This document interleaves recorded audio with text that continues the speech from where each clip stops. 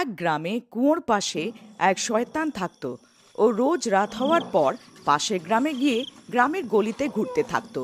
লোক নিজের নিজের ঘরে লুকিয়ে পড়তো আর ওর ভয়ানক আওয়াজ শুনে ভয় পেয়ে যেত। রাত হলেই পুরো গ্রাম নিস্তব্ধ হয়ে যেত। ওই শয়তান একেবারেই নির্বোধ ছিল। গ্রামের লোক নিজের নিজের ঘরের দরজায় শয়তান কাল আসবি লিখে দিত। ওই শয়তান ওটাকে পড়তো আর আগে বেরিয়ে যেত। ওইদিকে ওই গ্রামে এক অহংকারী মালিক থাকতো। ও কাউকে ভয় পেত না। ওগো, আমরা এখন এই গ্রামে নতুন নতুন এসেছি। আমাদের গ্রামের লোকেদের কথা মানা উচিত আর দরজার শয়তান কাল আসবি লেখা উচিত। রাতও হয়ে গেছে, কোথাও ওই শয়তান এখানে না চলে আসে। আমি কাউকে ভয় পাই না। আমি এরকম অন্ধবিশ্বাসে মত রাখি না। আর রাত হয়ে গেছে, গিয়ে শুয়ে পড়ো। এতটা বলে মালিক নিজের ঘরে ঢুকে শুতে চলে যায়। তখনই ওই শয়তান চিন্তিত আর হয়রান হয়ে যায়। এই গ্রামের লোকেরা তো বাড়াবাড়ি করছে, রোজ ঘরে ডাকে আর বলে কি কাল আসবি। এরকম করে কি করে চলবে? রোজ রোজ আমি নিজের শিকারের খোঁজে বের হব নাকি? তারপর একটু দূর যাওয়ার পর ওই শয়তান ওই মালিকের ঘরের পাশে পৌঁছালো। আরে এ কি, এখানে তো কিছু লেখা নেই। এর দরজাই ধাক্কাই, মনে হয় আজকে আমার খিদে মিটে যাবে। শয়তান জোরে জোরে মালিকের দরজার ধাক্কা দিচ্ছিল। আরে, এত রাতে কে এসে গেল? ওগো, তুমি যাও না দরজা খুলতে। আমার হাঁটুতে খুব ব্যথা হচ্ছে, তুমিই খুলে দাও না। তুমি ভয় পেও না। না, নিশ্চয়ই আমাদের দোকানে কাজ করার চাকর রামু হবে, পাওনার পয়সা নিতে এসছে। তুমি যাও, দরজা খুলে আসো। তারপর তার স্ত্রী ভয় ভয় যায় আর জানলা দিয়ে উঁকি মারে।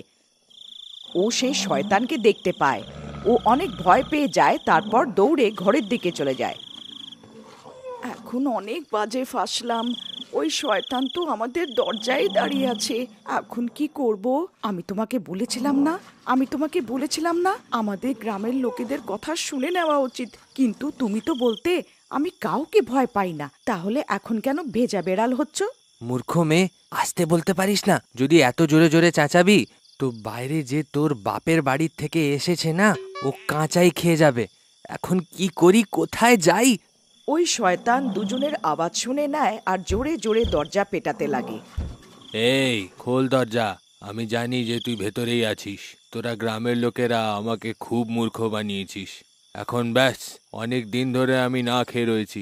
আজ তো আমি আমার শিকার আমার সঙ্গে নিয়ে যাবই। এক্ষুনি খোল দরজা, না হলে ভেঙে দেবো। আরে শ্বশুর মশাই, ঘরে কেউ নেই, দয়া করে এখান থেকে চলে যান। তুই নরকে যা। তুই কি সব জায়গায় আমার বাবাকেই দেখতে পাস? আমি এক্ষুনি দরজা খুলতে যাচ্ছি। আরে বউ, আমি তো মজা করছিলাম, তুমি রেগে যাচ্ছ কেন? আমাকে ক্ষমা করে দাও। আগে আর কখনো শ্বশুর মশাইকে নিয়ে আমি মজা করব না। আমি তো তোমাকে ক্ষমা করে দেব, কিন্তু আমার মনে হয় না আজ এই শয়তান আমাদের ক্ষমা করবে। তখনই সে শয়তান দরজাটা ভেঙে দেয়। এখন আমার থেকে তোমাকে কেউ বাঁচাতে পারবে না। আরে পালাও রে, আজকে এই শয়তানটা আমাদেরকে কাঁচাই খেয়ে যাবে। আরে কেউ আমাকে বাঁচাও, বাঁচাও। এই মালিক আর ওর বউ ওখান থেকে পালিয়ে যায়। ওদের ঘরে একটা ছোট কুকুরের বাচ্চা থাকে। এত আওয়াজ শুনে ও বাইরে চলে আসে আর ওই শয়তানকে দেখে চিল্লাতে থাকে। মালিক আর মালিকের বউ পেছনের দরজার থেকে পালিয়ে যায়। আরে বেঁচে গেলাম, আরে একটুর জন্য তো পুরো বেঁচে গেলাম। মতি, আমি ওর আওয়াজ শুনেছিলাম। ও মনে হয় ওই শয়তানের উপরে চেঁচাচ্ছিল। ও এখন ওই ঘরের ভেতরে আছে। আমি ফেরত ভেতরে যাচ্ছি আমার মতিকে বাঁচাতে। তোমার মাথা খারাপ হয়নি তো? তোমার কি মনে হয় আমি একটা কুকুরকে বাঁচানোর জন্য ঘরের ভেতরে যাব? না না, মূর্খ হয়েও না, আর তাড়াতাড়ি চলো এখান থেকে। ওই শয়তানটা কোনো মুহূর্ত এইখানে আসতে পারে। তোমার যাওয়ার থাকলে যাও, আমি যাই আমার মতিকে আনার জন্যে। আরে তুমি পাগল হয়ে গেছো নাকি? ফেরত চলে আসো, বোকামি করো না। কিন্তু সে তার স্বামীর কথাকে কান না দিয়ে ওর ঘরের ভেতরে ঢুকে যায়। মতি ওই শয়তানকে দেখে চেল্লাতে থাকে, না না মতি, পেছনে চলে এসো, আমাদের এখান থেকে পালাতে হবে। হে ভগবান, এখন আমি কি করি? তখনই মতি ওই শয়তানের উপর আক্রমণ করার জন্য এগিয়ে আসে। না মতি, এরম করো না, ফেরত এসো মতি। তারপর তাকে বাঁচানোর জন্যে মালিকের বউ ওই শয়তানের দিকে দৌড়ে যায় আর নিজের কুকুরকে বাঁচাতে গিয়ে নিজেই শয়তানের চুঙ্গুলে ফেসে যায়।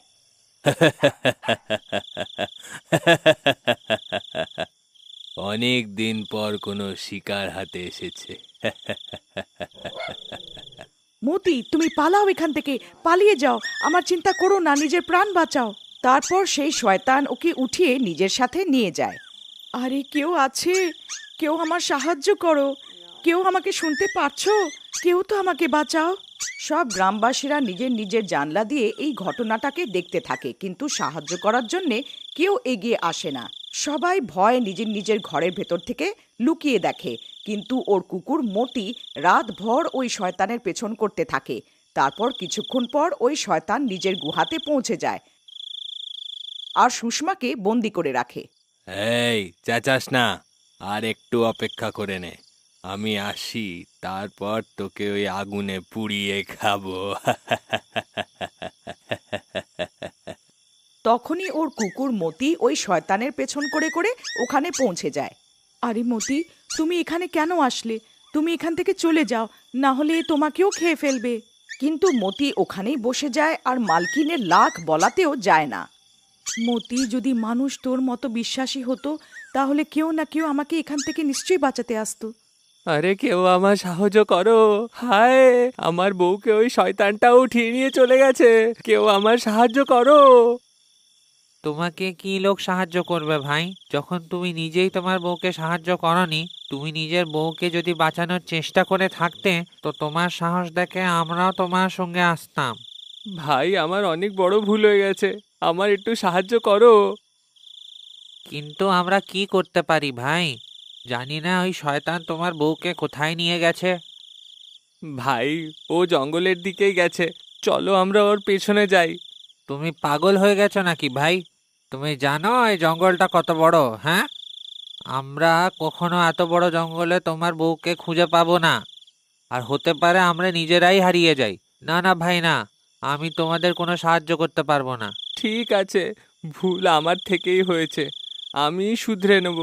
যদি তোমরা আমার সাথে যেতে চাও না তাহলে যেও না, আমি একাই আমার বউকে শয়তানের হাত থেকে বাঁচাতে যাব। এতটা বলে মালিক জঙ্গলের দিকে চলে যায়। মতি, তুই এখান থেকে চলে যা, তুই আমার কোনো সাহায্য করতে পারবি না। এই শয়তান এখনই এসে পড়বে। যদি গ্রামের লোকেরা এখানে হতো তো নিশ্চয়ই আমার প্রাণ বাঁচাতো। তারপর মতি সুষমার দিকে তাকায় আর পালিয়ে অন্য দিকে চলে যায়। সুষমা মতিকে পালাতে দেখে খুশি হয়ে যায়। পালা মতি, তাড়াতাড়ি পালা। তুই এখান থেকে কোথাও দূরে চলে যা। ধন্যবাদ ভগবানের, আমার মতিটা তো ঠিক আছে। মতি সোজা পালিয়ে নিজের ঘরের দিকে চলে যায়। আরে, এটা তো মতির আওয়াজ, মনে হয় মতি আশেপাশেই আছে। মতি, কোথায় তুমি? মতি, মতি, মতি, তুমি কোথায় চলে গেছিলে? তখনই মতি মালিকের দিকে তাকিয়ে জোরে জোরে চিল্লাতে থাকে। মনে হয় আমাকে কিছু বলতে চায়। তখনই মতি মালিকের লুঙ্গিকে টানতে লাগে। আরে তুই কি করছিস মতি?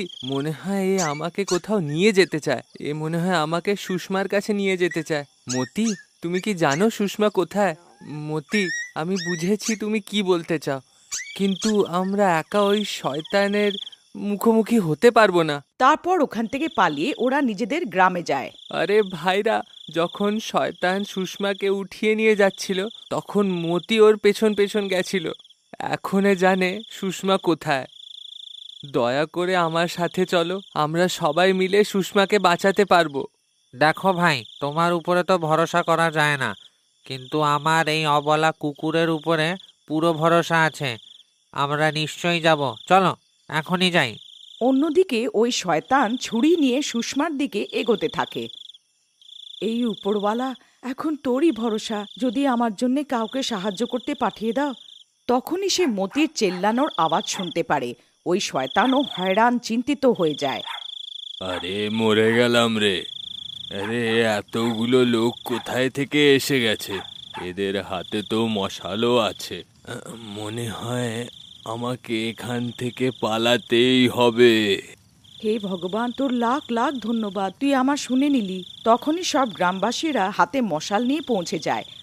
ওই শয়তান এতজনকে হাতে মশাল নিয়ে দেখে ভয় পেয়ে যায়, আর ওই শয়তান ওখান থেকে পালিয়ে যায়, আর সুষমাও ছাড়া পেয়ে যায়। মতি, তুই ফিরে এসেছিস আমার প্রাণ বাঁচাতে। যদি তোর কিছু হয়ে যেত তো? সুষমা, আমাকে ক্ষমা করে দাও, আমি তোমার সাহায্য করতে পারিনি। আরও একবার এই অবলা কুকুর প্রমাণ করে দিল যে এরা মানুষের থেকেও বেশি সৎ হয়।